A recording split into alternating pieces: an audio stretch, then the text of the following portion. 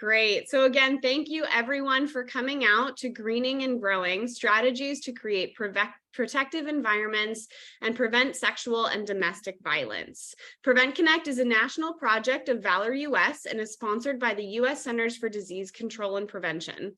The views and information provided in this web conference do not necessarily represent the official views of the US government, CDC, or Valor.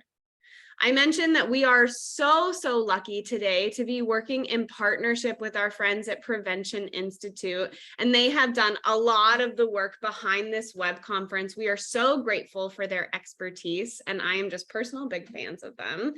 So I would love to introduce Lisa Fuji Parks and Sofia Betto to step in and kind of take us from here.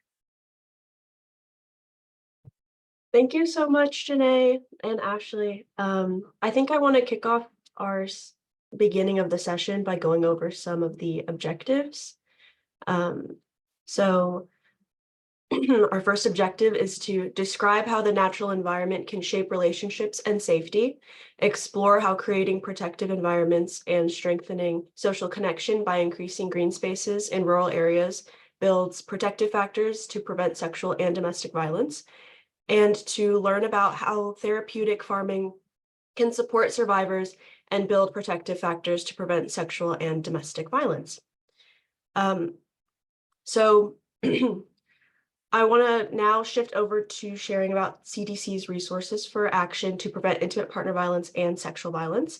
And within this, there are a bunch of different strategies within this guide. I'm only going to focus on two and an example each, but yeah, they act sort of as an umbrella under which there are many approaches. So our first strategy on the next slide is going to be to create protective environments to prevent sexual violence. So creating protective community environments is a necessary step towards achieving population level reductions in sexual violence. And the community level approach is a term that falls under this strategy and encompasses approaches that operate by modifying characteristics of the community rather than just individuals within the community. And characteristics of the social and physical environment can help or can have a significant influence on individual behavior, creating a context that can promote positive behavior or facilitate harmful behavior. So an approach under this strategy is addressing community level risks through environmental approaches. On this next slide. These approaches address aspects of neighborhood and other community settings to make sexual violence less likely.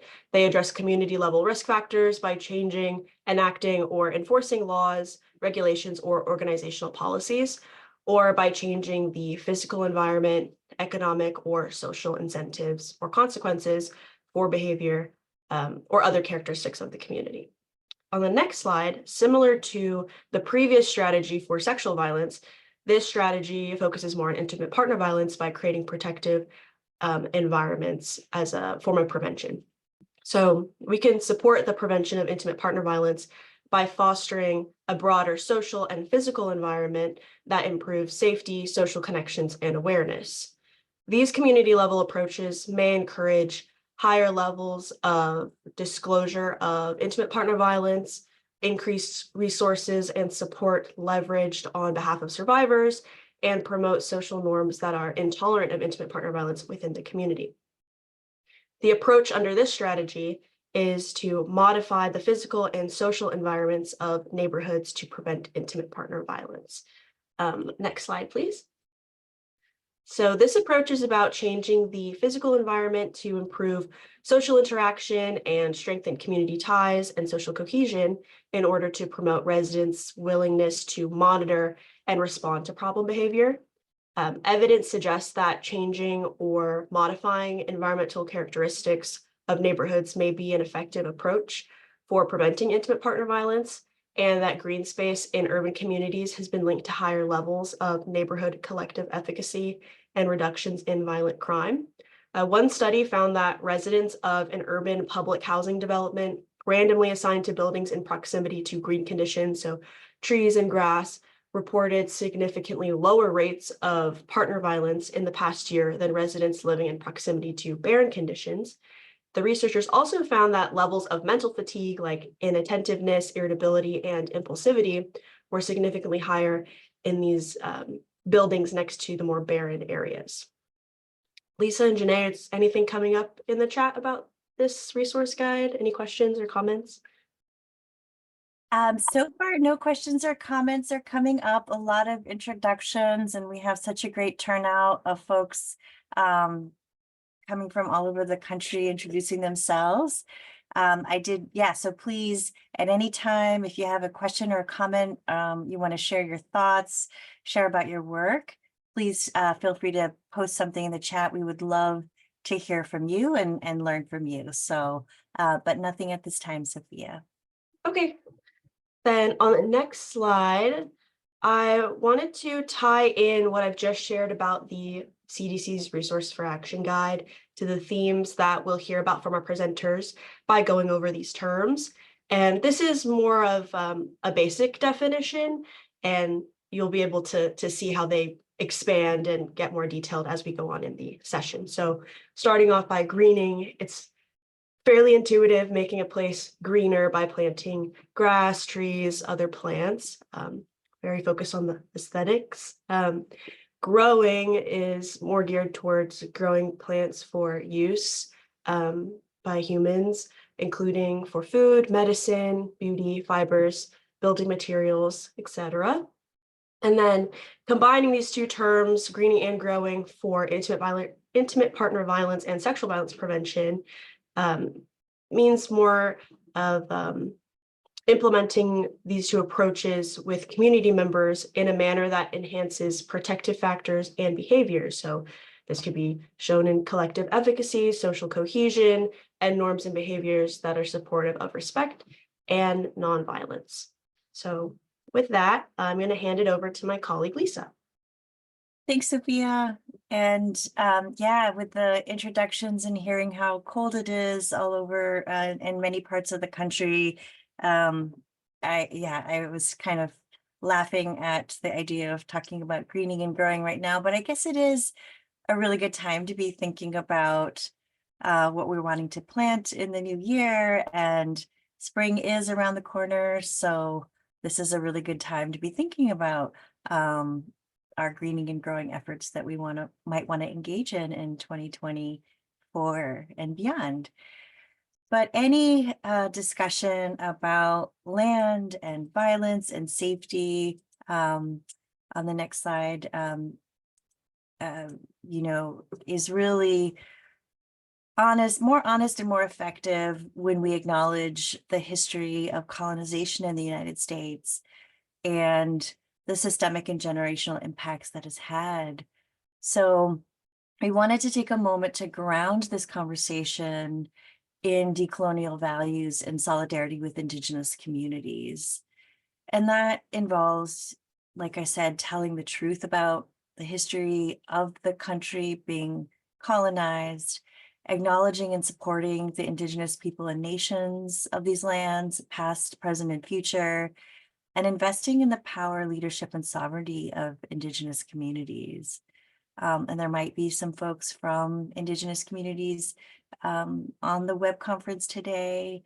And if I'm sure there are lots of folks who are not Indigenous on the web conference today. And so this is an opportunity for us to think about supporting decolonial values and acting in solidarity.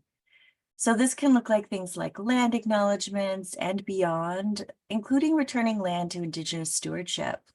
And I want to thank our friends at the Sogorea Land Trust, also in McKinleyville, the Center at McKinleyville Family Resource Center, Dr. Krutcha Baldi, who have been our partners on our journey around decolonial values and solidarity with Indigenous communities. So on this slide, I've posted a couple of resources that might be helpful for you as well.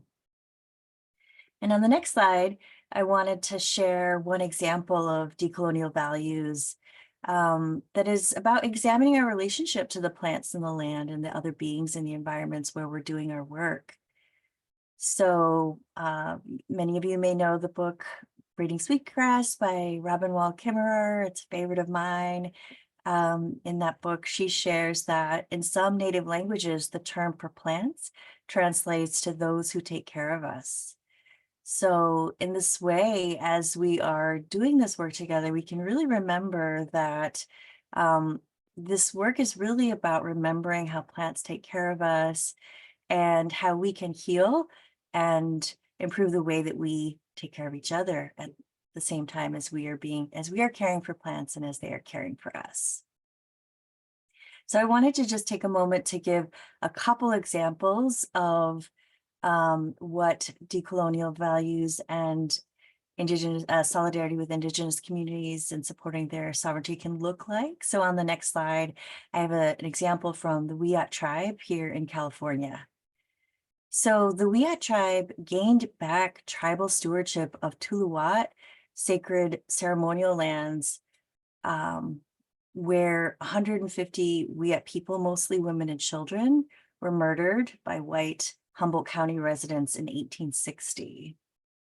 And with the return of the land to Indigenous stewardship, the Wiyot people were able to bring back their ceremonies and practices on those sacred lands. So they performed their first coming of age ceremony for young women called the flower dance.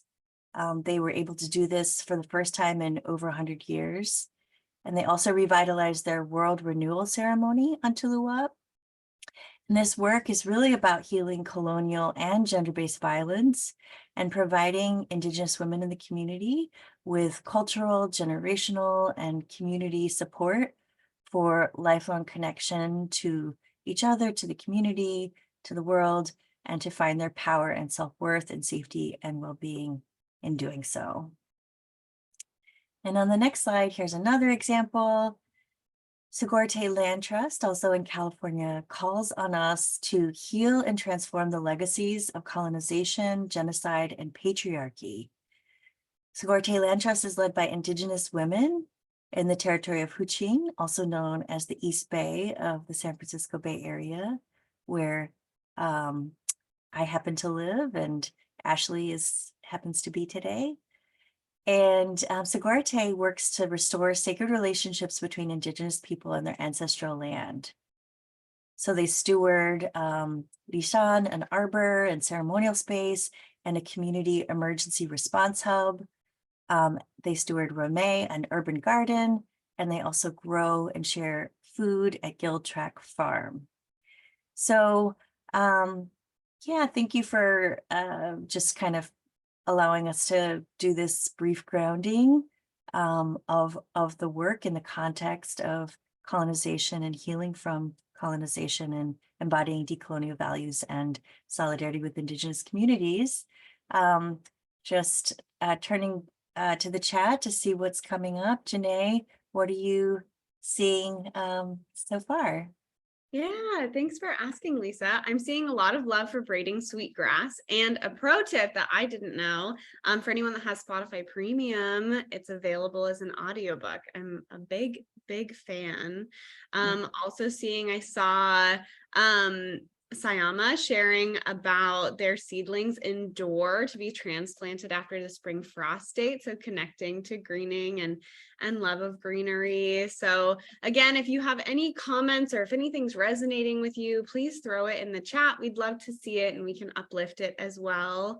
Ooh, I also see Sayama going to plant, I might pronounce this wrong, Hoppy Black Dye sunflowers native to Indigenous people. That's really exciting. More love for braiding sweetgrass and audiobooks. I'm a big fan of audiobooks these days. So yeah. Wonderful, thank you. And yeah, highly recommend Braiding Sweetgrass and other writings by Indigenous authors. The theme of restoring land and people is really strong in Braiding Sweetgrass. So I think violence prevention practitioners and folks concerned with healing would find it really interesting and valuable. Okay, so with that brief grounding and overview of the CDC resources, we're ready to turn it over to our first presenter. So I am so delighted to introduce our first presenters who are going to share about their work, folks who have been doing this work and can talk about it in real life. So Please welcome Josef Canaria and Amanda Barratt with the Michigan Coalition to End Domestic and Sexual Violence. They're going to talk about their work, creating protective environments and strengthening social connection by increasing green spaces in rural areas. And they're going to really talk about how they got started in this work and how they're reframing these conversations in ways that feel actionable and accessible. So without further ado, thank you, Amanda and Josef. Please take it away. Awesome. Thank you so much, Lisa. Thank you. Thank you. Amanda and I are going to just be talking about all about the greening work that the coalition has been doing since 2018. And so if we can move on to our next slide. Yeah, so in 2018, we received an award called Delta Impact from the CDC, and the coalition's statewide work was the implementation of greening spaces. And at that time, we had focused first on urban spaces, and then at the end of that award period, we transitioned into looking at what does greening in rural spaces look like? And at the same time, so at that state level, we were looking at greening. And then we had a local partner, Access, that's located in Dearborn, Michigan, who was implementing greening spaces as well alongside us. And we developed a partnership throughout the grant cycle with Ferris State University. And they operated in such a geographically different area in Michigan, in a more rural area. And so we got a really exciting opportunity to learn a lot of lessons about greening. And I think that we frame it that way now. At the time, we had a lot of challenges that we ran into, and we really had to come together in different teams to think about the work that we were doing and the impact that we wanted to have. And so that had led us to the grant that we currently have called Delta Ahead from the Center for Disease Control and Prevention. And that is focused on greening rural spaces. And so a lot of the lessons that we learned in Delta Impact are what is allowing us to be able to really start the work earlier for Delta Ahead. The biggest change that we had from Impact to Ahead, aside from the rurality of the focus of the grant that we're in now, is the coalition has transitioned from trying to implement and trying to support local efforts to really reevaluating how realistic is it for us to be able to support someone if we don't have that capacity to be able to do so. And so for this grant cycle, we have moved from trying to implement to just really trying to fully support the implementation of green spaces within 5 rural counties with a local partner. Yes, thank you, Amanda. I think a lot of like our first iteration or with Delta Impact, we really learned what in the world greening even is. Right? I think we spent a good chunk of the earlier years of Impact really understanding that it's not about this idea of like a tree or a bush isn't going to swap a perpetrator away, right? Like so we're like, how does a green space help prevent sexual and domestic violence? And we spent a lot of the time in our first with Delta Impact really trying to hone in on this idea. It's all about building and creating and fostering and strengthening a sense of community, right? As Lisa and Sofia was saying, if people really truly feel like they are invested in their community, if they feel like they can belong, if they feel like they're included, then they're less likely going to choose to commit harm against other people, and they're going to be also less tolerant of the harm and violence that others around them are experiencing. And so we spent a lot of the time really kind of figuring out what that looks like. And now, because of those lessons learned, we're able to then translate to, well, physically in rural spaces, there's a lot of greenery, So it's not necessarily then the lack of the literal green spaces now with what we're trying to figure out Delta ahead is then how can we then increase a sense of connection and community with one another? Like that's when we say the word greening, that's really what we mean. It's less about the literal physical, literal greening of a space. It's really all about ensuring how can we build spaces that's equitable and accessible for people to connect. And so when we think about like how does this community connection play a role in reducing the likelihood of violence perpetration, how can we look at examples of how this can prevent not just intimate partner violence but multiple forms of violence? We also really want to ground in a lot of the work that we have been seeing being done that is rooted in white supremacy and gentrification. And so that was something that's really important, was really important for our team and still is when we're having these conversations about what is creating green spaces, what is greening, what is growing, and if our goal is to build community connection and community cohesion, then it has to be community. Right. And we're seeing a lot of people call things greening, and what they're doing is gentrifying spaces, is they're taking spaces away from community. And so we're not, that is what we're not focusing on.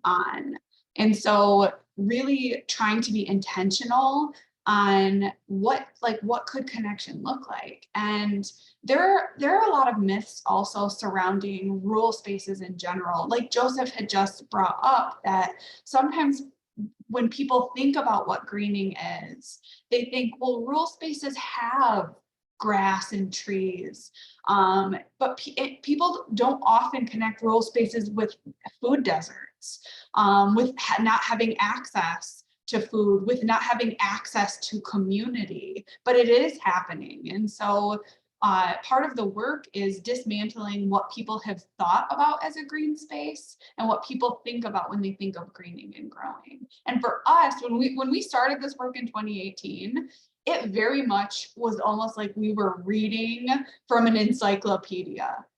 We were just using words that were not accessible in spaces instead of just saying what we actually meant. And so that's a big lesson learned for a lot of our project, is there were so many, when we started building community, there were so many community leaders and community champions that already had been doing this work, that already had great language about this work.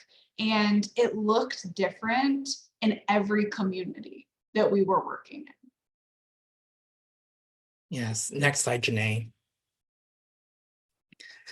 Yes, thank you, Amanda. I think, as you were saying, we really had to take time and listen to the communities that we were serving, right? I think we had to really be intentional about understanding that a lot of people are already doing this work. There were a lot of organizations in community who were building and revitalizing urban lots, creating community gardens, creating all these literal physical spaces where people could gather. And we didn't want to then be this mainstream statewide organization that felt as though we knew better, right? We didn't want to go into a community that none of us were a part of and say and think, oh, this is how you should do it, because this then reduces violence, because we didn't want to, perpetuate the harms that we're trying to dismantle.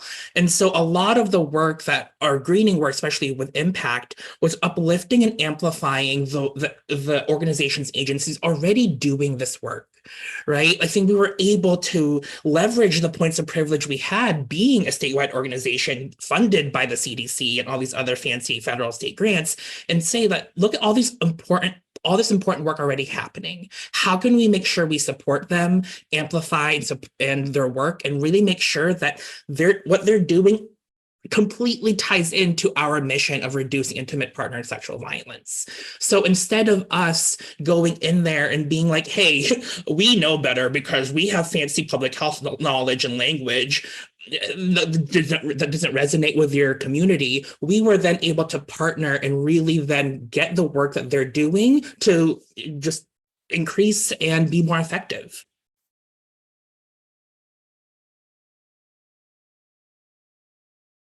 Another thing about this slide specifically, I think I wanted to also uplift is this idea that I think relying on one another by sharing care, knowledge, and resources, it's all about if we can just provide a sense of like belonging. I think that's a big piece that we're really also shifting now as a coalition is around community and connection and inclusion. What are then those ways in which we can all build and sustain that sense of connection with one another, because that at its core is really all about what prevention is. And so greening is really just summed up with this slide. I just want to kind of uplift that.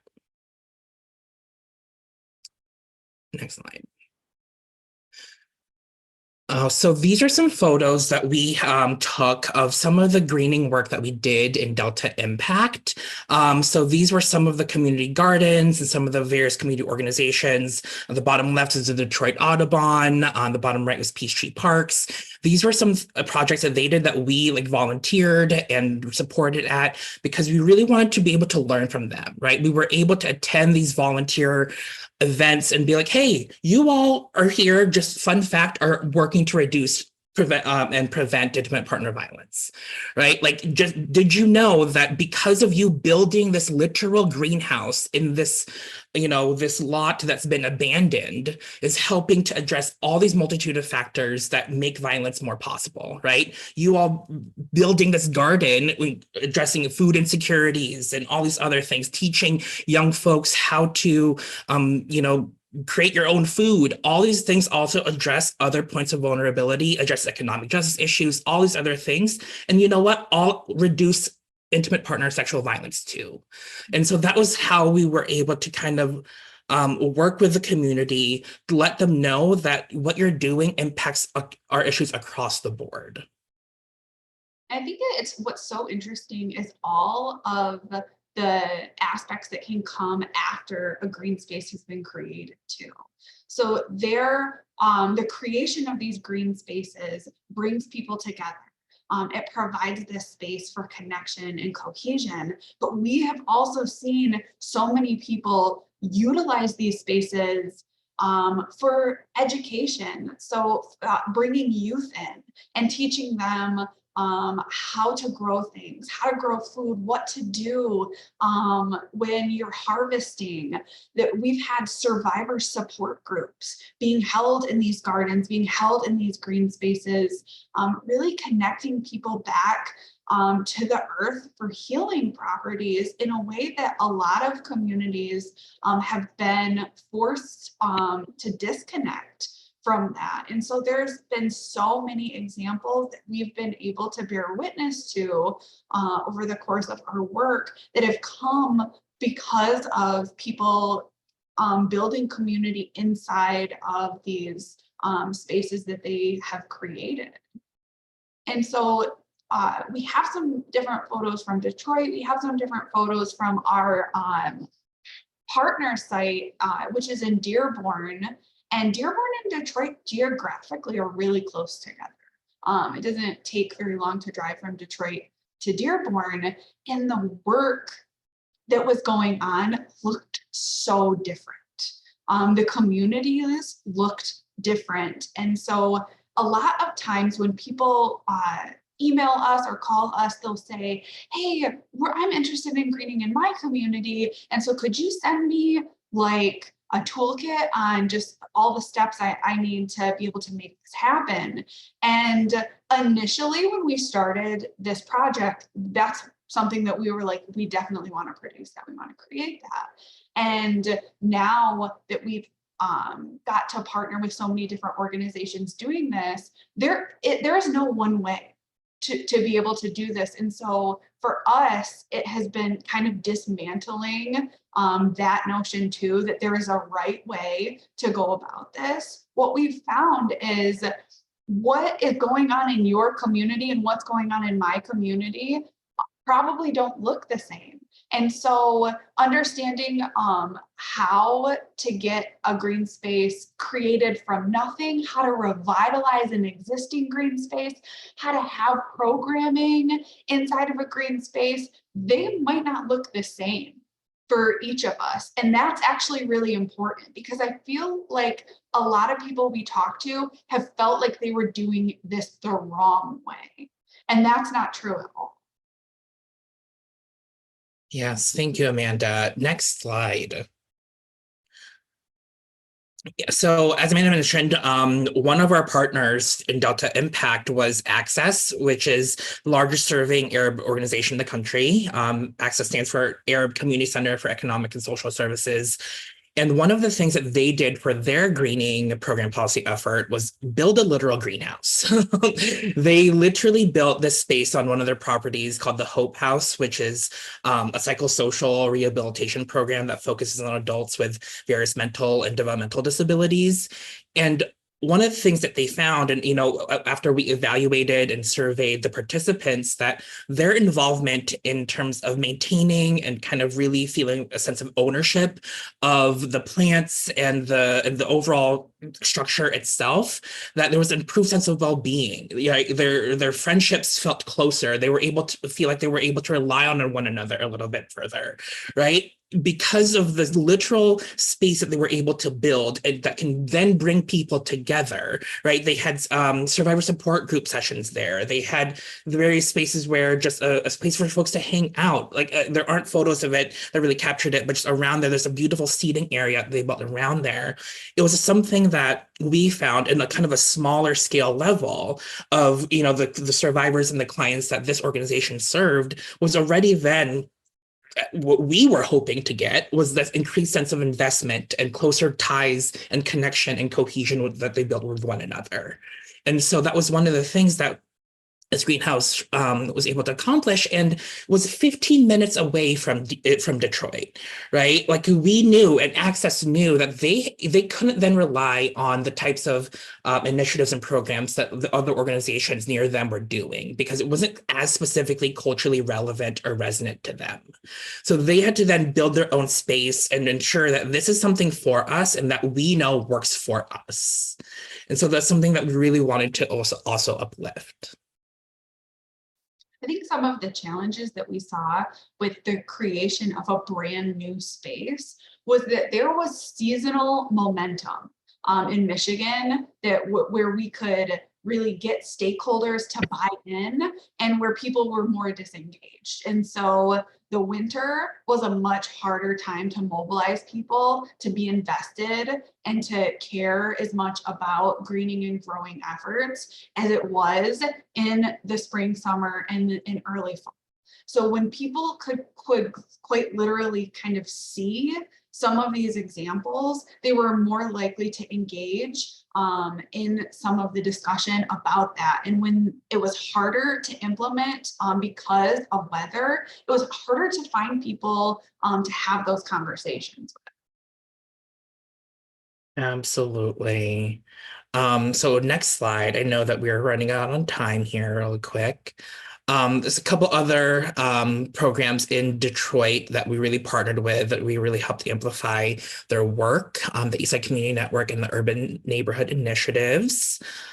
The next slide.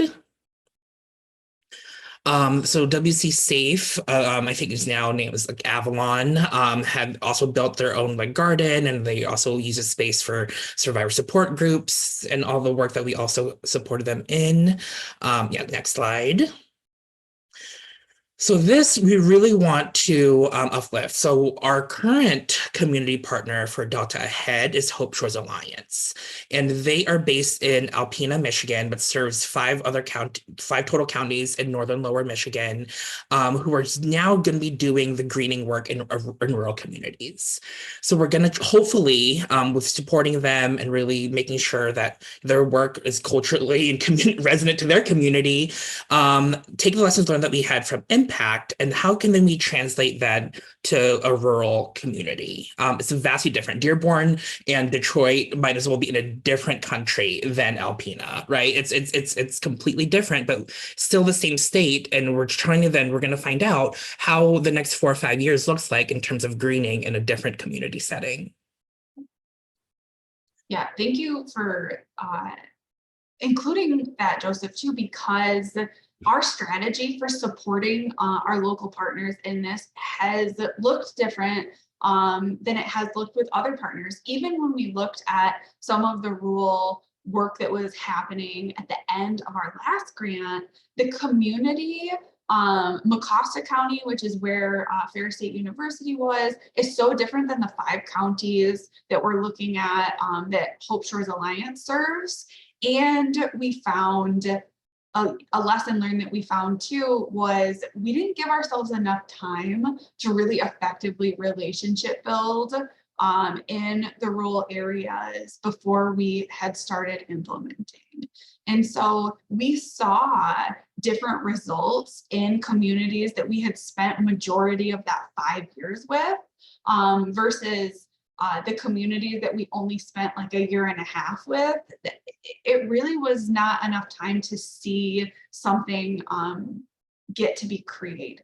And so a piece that we can't underscore is this isn't a boxed kind of curricula type thing. This isn't something that you can just say, here's my really narrow timeline, and I want to see a greening and growing space by this.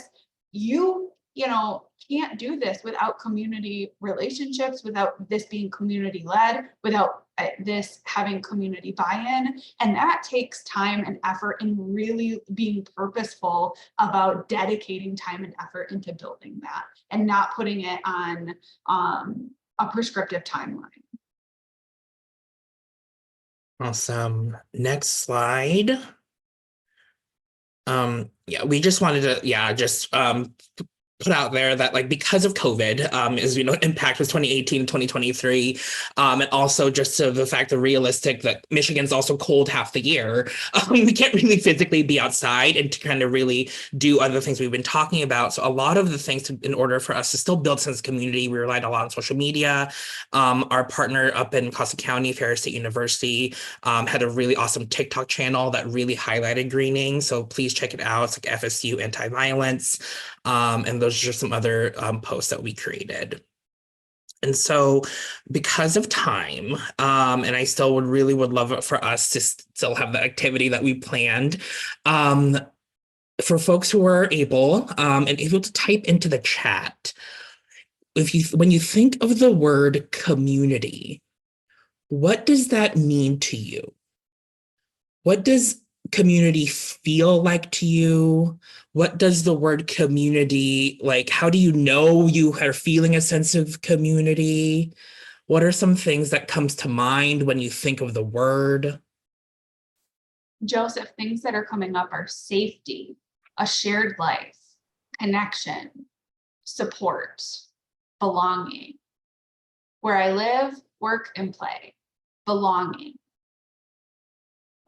Togetherness, home, safe, comfort, people coming together, belonging and safety, belonging, closeness, connection, belonging, acceptance, a great connection, smiles, a safe place to be myself, safety, family, belonging and connected, unity, connectedness and mutual support, family, the place and people where you live and grow, shared fate and investment in a common goal or space, safety, belongingness, Mayberry, community feels safe, empowering, impactful, sharing, safe space, service to others, support, joy, friendship, group of people supporting each other, I'm appreciated, connection, a group of people supporting, uplifting, and empowering one another, family, all voices are heard and equal,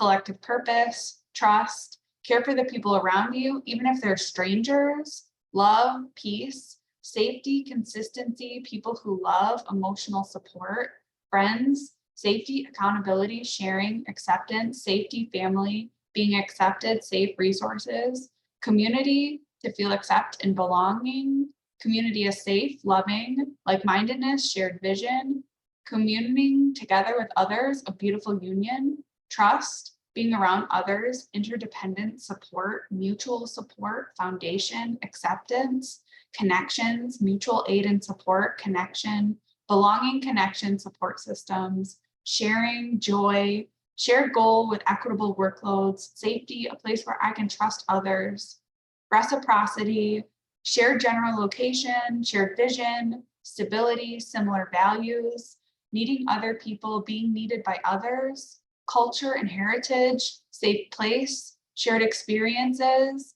a shared space full of support, kindness, and resources, jointing in the community with others, belonging, kindness, security, belonging, identity, common good, oneness, a sense of peace. I feel knowing I have a great community supporting me, shared communal language with an intent to create positive, holistic vision for future generations, shared relationship with the weather, flora, and fauna.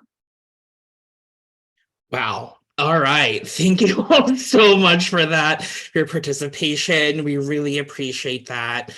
You know, these are the things that we're trying to then create, right? When we're thinking about building community, building a sense of connection and belonging, this is what our prevention work needs to boil down to. How can we then make it so all of these things that you all shared and put in the chat is what we are trying to build, right? That's when we know then if everyone feels like they're safe, feel like they belong, that they, they feel like they can trust one another, that's our goal. We know then violence is less likely to happen. And so do we have time for one more? If we did, Lisa? Yeah, I think so. And then there's a lot coming up in the chat we would love to report back on, and a couple questions for you as well. So let's try to do all that. Okay, Next yes, minute. being mindful of time. I'm then really curious to know, when we think of the word belonging, what does that feel like to you? What resonates with you? How do you know you feel like you belong?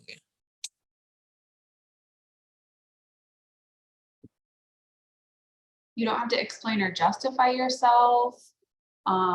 Acceptance, heard, respected, supported, authenticity, reciprocity, feeling known. I can be vulnerable, peace, space where I'm both affirmed and accountable, acceptance, unconditional acceptance, acceptance no matter what, being at peace, a sense of peace, mutual support and love, lack of judgment, support and safe space, authenticity, a warm feeling of being connected, acceptance, love, representation, authentically wanted in a place or space, validation, encouraged, challenged, trusted. You can be you without fear, hug, knowing those around me, having a routine with others. It's just a feeling in my chest of ease and comfort. Love and acceptance can be vulnerable and bear witness, consistency and emotional safety, valued. It's a sense of comfort for yourself while around others, feeling of acceptance, support and understanding, non-judgmental, sense of belonging, I am, rooted, acceptance and connection, being able to be myself without judgment or fear, heard, loved, when people in a group remember details about me with admiration, sense of being normal, non-judgmental, not seeing difference as deficit, not having to explain everything because there's some baseline understanding, a feeling of freedom that says you're safe to be you, joy, humor, freedom, investment in what happens in the community. I have purpose there and I know how to contribute and accept help. Acceptance and being able to be around others without being afraid, being around others who care about me, raw and filtered communication among the group with respect to individual differences. Wow, Thank again, you so much for that. seriously, thank you all so much. Thank you. Well, we do have a couple of questions coming up in the chat, and if we can just kind of keep those just for sake of time, a little brief. We have two questions about data, and I know that Jessica is putting y'all's information in there for specific follow-up. Our first question is, do you have any peer-reviewed studies that show the correlations between green spaces and sexual violence prevention in rural areas? Not Great question. We have like an annotated bibliography, but most of the research is focused on urban areas, which is why we're so excited for the next 5 years to be working in rural spaces, to be able to see what are the differences? What is the same? Great, thank you. And then second question from Melody. I'm curious if you have data on the communities in which you've helped with these green spaces. Yeah, we've done a lot of various evaluation in terms of like post impact and like really what made the differences if it did. And so we'd be more than happy to send those data points over to you specifically if you're curious. We also have like a prevention like toolkit that summed up a lot of our Delta impact work on our website. That kind of sums up the main takeaways of our greening work, if you are curious. Great. And we have one more question that just popped in. If we can, yeah, just briefly, and then we'll send out follow-up materials with all of this afterward as well from Heidi. Can you explain the difference between this and a community garden? Heidi, what a great question. A community garden, and it is an example of what we're talking about, is an example of greening and growing. And a lot of our partners did create community gardens as their prevention initiatives.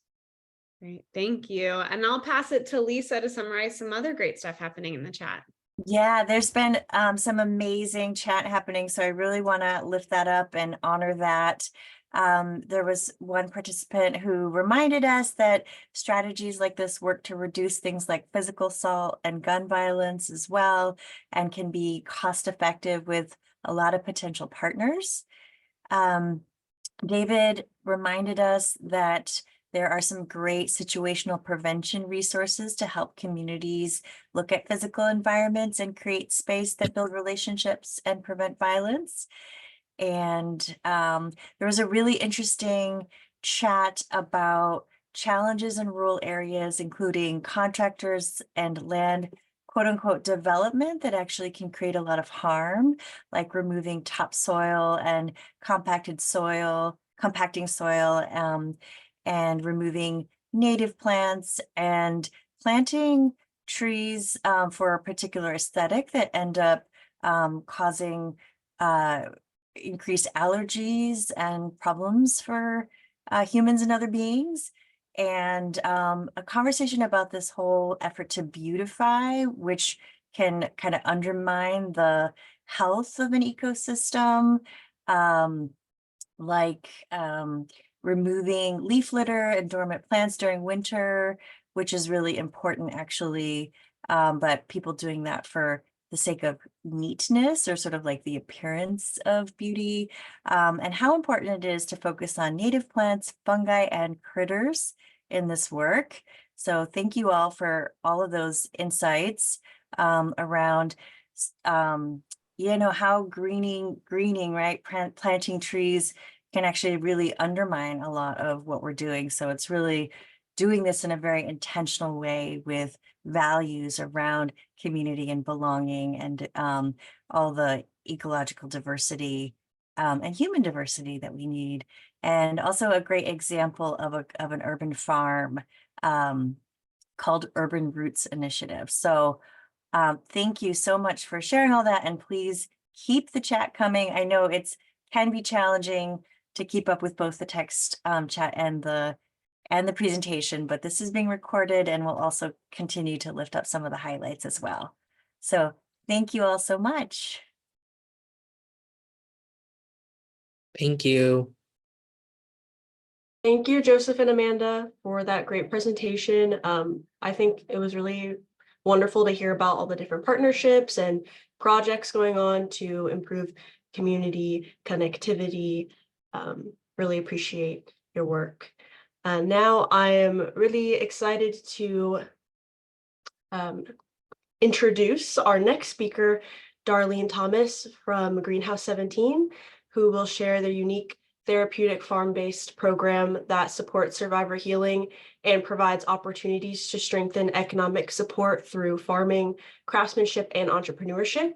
And Darlene will also discuss how the program contributes to culture change and trust building in Kentucky. It's a lot of things in 20 minutes, but thank you so much for the introduction. And as I heard the first presentation, thank you all. It triggered so many additional thoughts. I don't know if I can put it all in 20 minutes. So I just appreciate the opportunity to plan, and I'm going to set the stage. So all you're going to see in my PowerPoint is actual pictures, because I think pictures speak louder than anything to kind of give you a sense. But I'm going to set the stage a little bit. Greenhouse 17 is actually a domestic violence program that serves Central Kentucky, and you can nice visual there. And the shaded area is my service area, which is pretty much a huge chunk of Central Kentucky. And part of that is Lexington, which is the second largest city in the state of Kentucky. But we have that county and then the 16 rural counties surrounding us. So a little bit about our history, we kind of came on the heels of a program that had failed. A domestic violence program had been around for 30 years, had all of its funding removed from it. And the way Kentucky is set up as a state, according to our statutes, there has to be a domestic violence program in the Central Kentucky area. So I was hired about 20 years ago when all this happened to start a new program. So the visuals you're going to see are kind of where we started, and it's just evolved over a period of time. And I'm going to talk about that evolution, because I'm going to be honest with you, I didn't start out thinking about greening or growing or any of those things. Really, my goal was to help start a brand new program to really think and assess the needs of a local community and surrounding. I'm a country girl, in case you can't tell from my accent. I kind of grew up in the country. And so one of the things that I found was true in most places that I had traveled to other states, the involvement in the work, I've been doing this work 34 years now. So it'd been really familiar, is that often in larger city areas, that's where shelters are located. And we made a concerted effort not to do that, to not be in the core of the city. We really wanted to think about how our 16 counties and those rural survivors who needed access to shelter needed a space that they felt safe in and that felt familiar to them, unlike a large urban area. If you want to call Lexington a large urban area, for Kentucky it is. And so we wanted to try to include both worlds. And so we actually reside in the county of Fayette County, but we are on a 40-acre horse farm, which is very makes sense if you understand Lexington, Kentucky, and the horse industry and the bourbon industry. We like our booze and horses around here. So knowing that, it was about how do we rebuild, recreate, and we had lots of challenges in the beginning. But the first step that we wanted to make sure as an organization, this new young organization, is that we were going to be not a traditional program. It was very clear with the few staff I hired at the beginning, what we wanted to achieve was really a low barrier organization, which was fairly new concept 20 years ago, of what it meant to be low barrier, what it meant to have no rules, what it meant to really meet people where they were, to have them driving the services, survivors that were coming to us versus us feeling like we had the answers for people. So we really wanted to move from traditional type programming, really address the community barriers. And when you think about community, in the really old days, it was kind of us against the world, and there was an organic community that happened in sheltered programs. So those kind of got lost in the 90s, 2000s as the world changed, the needs of survivors changed, and creating community was really difficult in shelter settings, honestly. People come and go and doing kind of thing. And so how is it be non-traditional and kind of create community all at the same time were challenges that we didn't have a lot of answers to. But you think about it, like people need space, they need privacy, but they also need connection to one another. So we have this individual needs as well as this sense of belonging to something bigger than ourselves, as a means of healing and maybe preventing violence in the future. So we had a lot of considerations early of who we wanted to be, what we wanted to be. It was about 2010. So we started officially in 2005. About 2010, there was a big financial crunch in our community as well as the country, right? It was kind of more recession time financially. And we were trying to figure out, look, I'm sitting on 40 prime acres of land here in Kentucky. What are the possibilities of creating any kind of industry support programming that might be beneficial to both the residents, the people that were utilizing our services, as well as the organization? Is there a way to create this win-win world economically with the use of this land? So we began to put together what I would consider very non-traditional. And so in my past life in this world, usually if we were looking at program, we brought together very like-minded people. We did just the opposite here. We brought together people that I knew nothing about. And honestly, I grew up on a farm, and I went to college to never be on a farm again, right? But it was a tobacco farm. It wasn't a very healthy farm, let's put it that way, that I grew up on. But, you know, I kind of went to school to go, I never want to have to do this again in my life. And so be careful what you ask for, because here you are 30 years later, I'm on a 40-acre horse farm doing all kinds of incredible work because of survivors and the community. But we needed to figure out how to utilize the property. And it just so happened during the time for us, as we began this exploration, there was this big move in Kentucky for everybody to buy local, to be Kentucky proud, to think about Kentucky farming. We had groups like Black Soil, which are Black farmers, were coming back together as community, creating what it meant to their roots. With that, it was, sorry, interruption. So it was community gardens were kind of happening in the city that we're developing. And so we were trying to figure out, how do we fit in this potential world of blending health and well-being and farm and industry and dirt and flowers and growth. And at first we thought we were going to do a horse farm, but horses really tear up everything much more than produce a whole lot of, although we do have 3 horses on property, which is beautiful for part of our healing.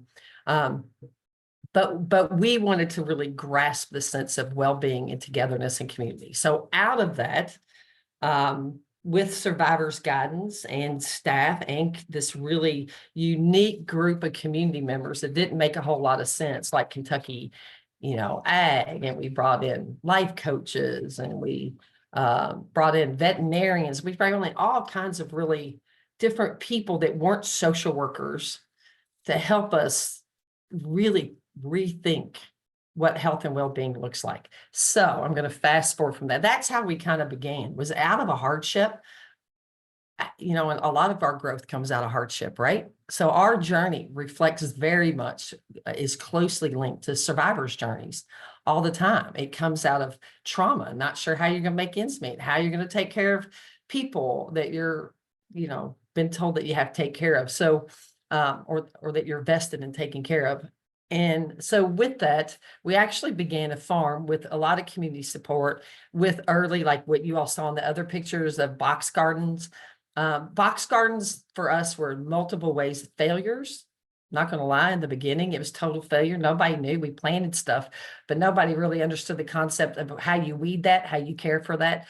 But what didn't fail really was the children, honestly, that lived here, because all of a sudden where I'm looking around and kids are out in these box gardens and they're eating fresh carrots with the little stems hanging out their mouths instead of potato chips all the time or processed food. And I thought, oh, maybe we're onto something just a little bit. So the next year I was able to share a farmer with a local organization. And then from there on, I just stole the farmer and then stole another farmer later, and had built the program as time has gone on. But early on, it was all about organic. We like quit. We made planned meals with survivors, like what kind of food do you want? What feeds your culture? You know, because we had a very diverse community in Lexington, and folks that come to us with multitudes of backgrounds and food choices and taste and health needs and all that. So what do we need to grow? What does that look like? Survivors were a part of every step of this process for us early on, for sure. And that's how we started, was to this growth of food, of thinking about food and healthy food. That's where we started. It's not necessarily, it's still a big part of who we are today as far as farm to table and how we bring things in the building. But the biggest piece for us was, you know, for years, well, it's still true. As nonprofits, and those of you in this nonprofit world, you know, we're constantly have our hands out there kind of going, help us, help us. It's important to the community, it's important to survivors. We need your help. But we talk a lot with our survivors about self-sufficiency, how you go from crisis to self-sufficiency. How do you become dependent upon yourself, self-care, which is all a part of prevention, right? future prevention of intimate partner violence things. But we ourselves as nonprofits are not very self-sufficient. We are very dependent upon community, government, and those things. But how do we rethink it? How is it that we're teaching or trying to be a part of that journey with survivors of self-sufficiency when we ourselves are not? So that kind of came the cornerstone of who we wanted to be. We wanted to kind of walk our talk finally, to really think about what this work could mean. Lots of challenges along the way, lots of early considerations. We're on a 40-acre farm. We're a shelter. We're not a private, we're not a private address kind of entity. We're pretty open with that, but have we're a secure facility, but not a confidential facility. And we also knew that we needed to bring community to be a part of this journey. So, in that, what some things kind of evolved that we didn't really anticipate, which are good, which I'll talk about in a little bit.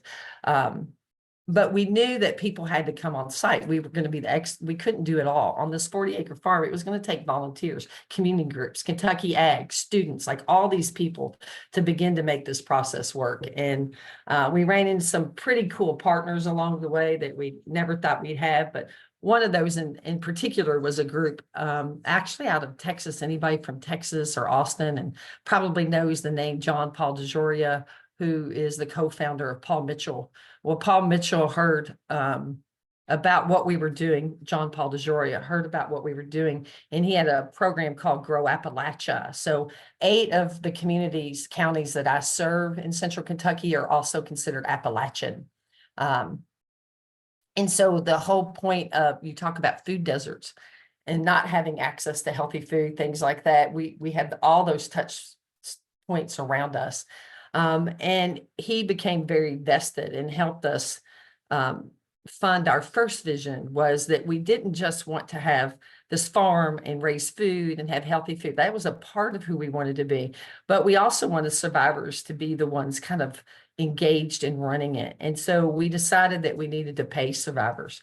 So to my knowledge, I guess, unless you all know something, and please share with me if you do, to my knowledge, we're the only domestic violence program in the nation that actually pays survivors to live here. And so survivors were able, if they did any part of farm to table, so this is way early. Our farm is now covered, which you'll see in later pictures. The picture you're looking at now, it's way different today, including transitional housing, high tunnels, greenhouses, pavilions, like all of that, forest, microforest. When you're talking about greening, we added microforest here. We also added orchards, things like that along the way. This is one of my beautiful staff who apparently loves Black Sabbath, this is our children's beginning gardens along the way. And so that the kids were just as much participants in the work as the rest. So long story short, we went into this entrepreneurial venture, and at first it was food, and we would sell excess food, and in lots of communities or rural communities, we have what's called community supported agriculture, right? CSAs. And we were doing some of those for food. So we grew for in-house for shelter. At the same time, we also had excess food that we offered the community very cheaply, like $20 a bushel of food, whether it was tomatoes, berries, fruits, vegetables, all of that kind of stuff that they could get. And because of Grow Appalachia and its emphasis on food deserts in Appalachia, we had to grow a certain poundage of food. And we learned over the next 3 to 4 years, that is not where we needed to be as an organization, just in poundage and CSA. We really wanted to create this world where survivors were part of this journey, not just meeting a goal of food poundage, right? And so we wanted to explore what is it that could be done by survivors, run by survivors, the whole 9 yards. And long story short, we decided to start a flower industry. We were the only one of its kind. We did a private industry where people could buy shares of flowers throughout the season for us. We grew native flowers to Kentucky. We do not grow fancy flowers. We don't do roses or things that are not pretty much central to Kentucky or this region's type of flowers that would more organically be grown, things like that. But what we were able to do is start this and then pay the stipends for survivors who then helped plant, harvest, they grew, they weeded and all of that. And then the feedback became so important. We knew we were onto something, we weren't sure what. And then the University in Kentucky became engaged, and we just finished a 3-year research study on the impact of horticultural therapy, agricultural therapy with mental health and well-being for domestic violence survivors living in domestic violence programs, right? So I don't have all the results of that yet. They have yet to be released, but it was a 3-year, that's a pretty longitudinal study trying to have an impact, because when we started, there was no guidance. The only thing we really had to go by that many years ago is there was some research when you looked at trauma, PTSD, and you also looked at veterans. So there was some research about veterans and farming and growing, but not domestic violence survivors or other trauma survivors along the way. So there's John Paul DeJorio actually in that picture. He came to visit our farm, which is great. So social enterprise can only be a part of the trauma-informed care approach as far as we're concerned. It is a piece of what we do, but it's not everything we do. This is what our farm looks like more today, a little bit more today. So we wanted to make sure we had lots of touch spaces for survivors, the green spaces, as well as some traditional kind of programming, but also a lot of non-traditional yoga. We have sewing room, we have art space, we have outdoor space. We bring in community people all the time that do drumming or do belly dancing or do music or have concerts on the lawn, and all kinds of ways for survivors to feel. The real goal here was I wanted survivors to be proud to live at this organization. I didn't want it to be a barrier to employment, a barrier to the community, a shameful place that so many times survivors would go, I don't want to tell people I live in a shelter. It's embarrassing for me. How did I do that? We wanted to change what that meant. To come to shelter had required courage. It required, a sense of hope, a sense of desire for things to be different, the whole 9 yards. So at the same time that this was happening, we changed our name from the former name, which was terrible. It was called Bluegrass Domestic Violence Program, to Greenhouse 17, to really begin to capture the 17 counties we serve. But a greenhouse is a place where you grow and nurture things in a protected environment.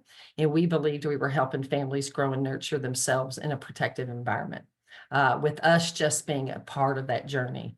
And so many touch points for survivors to be able to experience healing. Not everybody wants to be on a farm. Some people really love food. They love to cook. Some people really love to clean, and that's okay too. So you at any point in time, in any part of our services or program, can earn and join our stipends. And to give you an idea, if you ever go visit our website, but we have tons of blogs, but just to give you an idea, like one quote from a survivor out in the farm said, "This week of gardening was a good week for observing finished patches after weeks and weeks of planting, watering, weeding, and composting. The whole garden was blooming and coming together nicely. The efforts of all the girls," meaning the other survivors here, "and their garden supervisors were never more noticeable or enjoyable to us than this week. The lettuce they harvested could have won awards." Right? So what we were just seeing is survivors were so connected to the pride of what they were growing. Now, I do believe that healing never really begins until you know that you have value and that you're a part of something bigger than yourself. And so that's what we wanted Greenhouse 17 to begin to just live and breathe, that concept. You have value. Everything we do here is value added. It's value added thinking, even our products that we make. So we have 2 cottage industries today. We still have our farm CSA, which does flowers, and the community buys these. Our flowers sell out in about 2 days. Our entire CSA sales sell out very, very quickly. High demand from the community, which is great because then survivors feel valued. They know what they're producing is cared for. And they take great pride in that. And then we also do body products, which was a survivor's idea, not ours at all. And so I said, I don't know, go come up with, what are you talking about? Like, tell me what you mean, because I don't know anything about, I'm not a very crafty person. It's not my world. And sure enough, with a couple of staff and other survivors, they created a lip balm. And they created 3 soaps, flavored soaps. And then they used the soap, they used products from flowers that they had dried as part of the soaps, right? So that whole community supported way, we were integrating value. So even the things you grow have additional value because they can be put in other products. You can dry them, you can put them in soaps, you can put them, create other things. And that's how we kind of sold it everywhere, is it's value added. Survivors add value to this community. They're not burdens that you need to put out into a building and pretend they don't exist or ignore the reality of the experience. Survivors add value. They work in our communities. Our kids are in our communities. They're going to schools, all of those things. So our entire language changed regarding trauma-informed care, how we did the work, who we partnered with along the way. We didn't have any rules. We didn't have a rule book. Still don't have one. Wish there was one. Maybe I need to create one. I don't know. But I think it's unique to each community. So you don't have to have a 40-acre farm at all to do what we're doing, if that makes sense. So our Handmade by Survivor products, we had lots of goals along the way, what we do. Just so you know how our stipend works really quickly is you're paid 9 of 10 hours a week for 8 weeks. We kept it at a stipend level. Everybody can earn up to $600. We did that because we wanted to make sure undocumented survivors who came to our program had the same access as anybody else. If you go over that, then it's a whole nother story after the $600 when you look at taxing implications, things like that undocumented people cannot participate in at that time. So we wanted to be able to include them, but we have greater vision. This past year, we were able to hire our first full-time survivor on the farm, earning a living wage. The goal is that everything we do here will eventually be run by all survivors. They kind of do anyway, but I would love to pay, survivors living wages the whole time that they're here. So that's a vision that we want to get to. We also did a whole lot of including, like, if you might not like the farm, the flowers, the products, the things we do, but what is it that you bring? So this is really based on the strengths of staff and the strengths of residents, but we've helped women create their own business. We have a woman now who has her own bee business. So she raises honeybees, has her own honey, sells it, pays all of her bills with her industry that she created. We have another survivor who made beautiful handmade piñatas, which was part of her family, her culture, of which she came from, and now has a side business that helps supplement her income. And we have lots of examples of how survivors have taken what they've grown and learned here into their future lives, hopefully without further violence for themselves. So they earn a stipend, they work 8 hours, and then 2 hours they have to do something somewhat to reflect. So one example would be, I had a fun week working on the farm. It was calming and exciting. I love learning new things. This person dislikes snipping, harvesting in that sense, but she loved finding the vegetables from last fall and feeding them to the horses. So all of us, everything we do is very interconnected. I'm just trying to watch my time here, but when we look at, we had the assets of 40 acres. You don't have to have that. We helped a program in DC really think about how you could do flowers and gardening and all that on the rooftops. You could do that. You could sell those off the street in bundles. Like, flowers are very advantageous. And I will tell you this, like, people want to know how you got started. We just did it. I would love to tell. I didn't have money. There's no VOCA, VAWA, all those people that fund us. If you ask for a farmer or salary for a farmer, they look at you like you've lost your mind. Why does a domestic violence program needed a freaking farmer on staff, right? So I did not have that. It was really about investing in the beginning. having these surprising partners like Grow Appalachia, John Paul, the Peace, Love, and Happiness Foundation, and then some small foundation dollars to help put it together. But sometimes you just have to start, and then you tell your story. Today, by the way, Boca does help fund part of my farm team. Baldwin does not, but Boca does. Like, so these traditional partners of ours are starting to see that you cannot just, this is not about 3 hots and a cot and a shelter out in the country. This is really about the possibilities of survivors if you're given the opportunity, right, to really engage and know that they belong and have purpose and value. Now, I will tell you the thing that happened that none of us expected. We didn't know what we were thinking of at all, but I will tell you what the most beautiful thing that's happened is community, and not just here at the shelter program and things, but our community has totally embraced who we are. Like, we didn't anticipate that, but the story, it has just brought more people to the table, non-traditional people. I now have partners with Alltech, which is one of the largest companies in the world that does agricultural farm food production for animals, things like that. Just we now have youth pick days. We have private people who are doing stipends.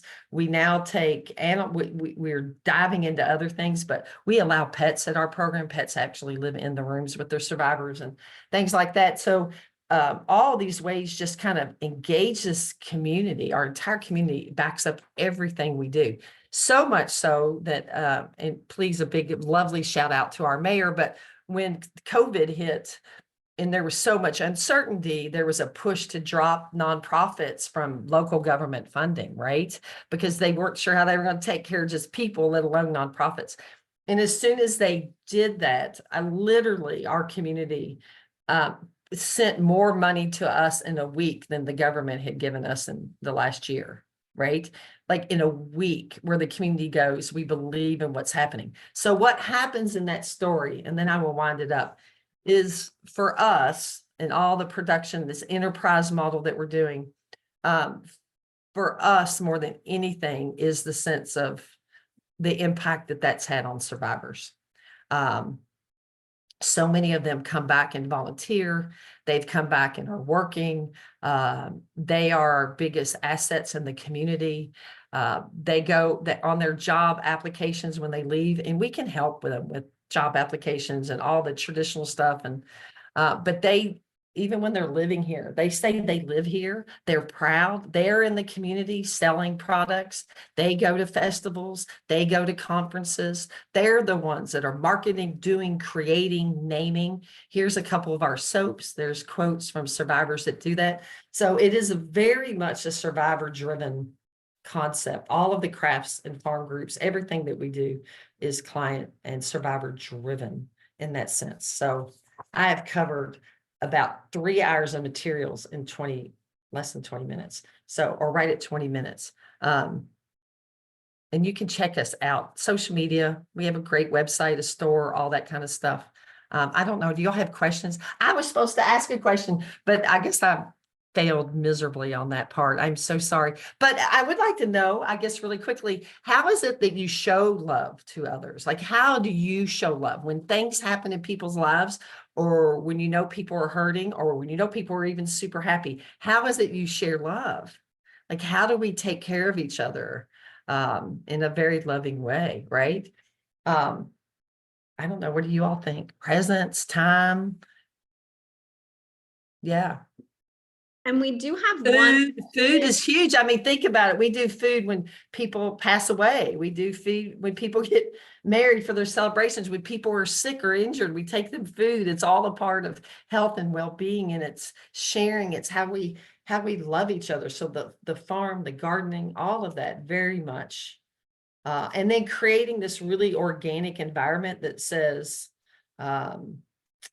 you know, we're not going to have a lot of rules here. It's really going to be about who you are, what you bring, and how you want to be in the future. And it's our goal to get them there and give them many ways to access their possibilities, not our possibilities, theirs.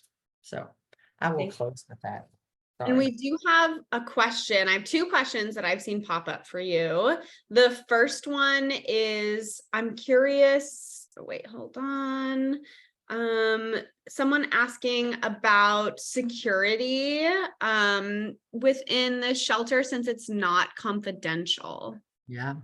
Well, I just figured that at this day and time and technology, it's impossible to be confidential. Every time we take it off Google, the next time a delivery truck comes here, it's right back on Google. So it is impossible to be confidential. And here's a big piece of who we are. We wanted the community engaged. And now we do that respectfully. Do not get me wrong. Like if you have safety issues, whatever, like you can be in-house. You know, we give tons of tours. The residents here give the tours, right? So we talk to residents all the time about this is not your shame. This is not your burden. It is not for you to hide away on this farm as if you've done something wrong. This community is trying to show you that you're loved and you have value, like, and can you? So we really respect it. The shelter is very secure. If you come on the farm, you have to be let on. It is a gated community. I have to let you on the farm. We have to know you're coming. If we have groups coming, all the survivors know who's coming, when they're coming, where they're from. Are they comfortable with it? What would they be more comfortable with if they're not? I will tell you, it's a rare occasion they're not comfortable, but occasionally you get somebody who just doesn't want to be seen or could ever be recognized. We honor that and respect that along the way, especially in the beginning. But people are on our property all the time, but we know who's coming. You can't just walk up here and do it, right? But it's always with the dignity of residents in mind. Confidentiality, you know, is not a place. Confidentiality is what we honor, how we honor people's truths and their stories, right? And hold that for them. It is not the facility you're in. It's not going to keep, let me tell you, I've worked with confidential organizations and truth is batterers always knew where the shelter was. Victims didn't know where the shelter was. People who needed us never knew where it was, but batterers knew where the shelter was. And so we just, for us, it's our story. Doesn't have to be yours by any means. And I do not have all the answers by any stretch of imagination. But we wanted to be a place that survivors knew of and heard of, and that heard it was a wonderful place and that you're celebrated and cared for, and you'll be taken care of, but you'll be safe as we can. But the truth is the only real way I can keep a survivor safe is if they never leave this building. And none of our survivors are just living in buildings and not leaving. So just like everything else, we wrap them in a safety plan and they have to go about their lives again, right? The best we can. Thank you so much, Darlene. Just incredible conversation. And I want you to know that you've been getting so much appreciation in the chat. People saying they have found their new best friends, that they want to come visit you, that they are so inspired to share your work with their communities. People saying they feel reconnected to their dreams and to what brings them joy and what they're truly passionate about. So thank you all so much, and handing it back to Sofia to wrap us up. Can I please say, please come visit us. If you're coming to Kentucky and you want to do the Bourbon Trail, come see me too while you're at it, right? Like you could do both. Sorry. Thank you. No, that was great. I think, yeah, there's a lot of similar sentiment to what Lisa was saying in the chat. It's really heartwarming. I just want to extend another big thank you to all of our presenters, Darlene, Joseph, and Amanda. It was really amazing to hear from everybody, and everybody was loving it as far as the chat goes. So yeah, I just want to say another big, huge thank you. I guess I'll turn it back over to Janae to really end us out. Thanks, Sophia. And I mean, a huge thank you to all of our presenters and to you and Lisa and Prevention Institute and all of the work that you do. Thank you everyone for being here. There is a survey that we will send out after this web conference, and when you close out of Zoom, it should pop up. Please take a couple of minutes to fill out that survey. It really helps inform us about what you found was really helpful, what can be improved in the future. And if you're looking for a certificate of completion, taking that survey will give you that certificate. We will be sending out the recording of this web conference as well as the text chat if there's anything you missed, and all of the incredible nuggets in the text chat, transcripts, PDF PDF for the slides, all of that good stuff. So keep your eye out for that. That will be going to your email as long as you registered, and it's available at preventconnect.org. Thank you again, everyone, for being here. I'm going to close the waiting room now. If you get booted out, it's just because we have to move you out there with a waiting room. And then for our presenters, just a couple of minutes while we put people in the waiting room, and we will have our debrief. Thank you all so much. Have an incredible day. If you do start greening projects based on what you heard today, if you're working on something, if you're feeling inspired, let me know, let Ashley know, Lisa, Sophia, Darlene, Amanda, Joseph. We want to hear what you're up to. And I just feel really inspired to be a part of this community. So thanks, everyone.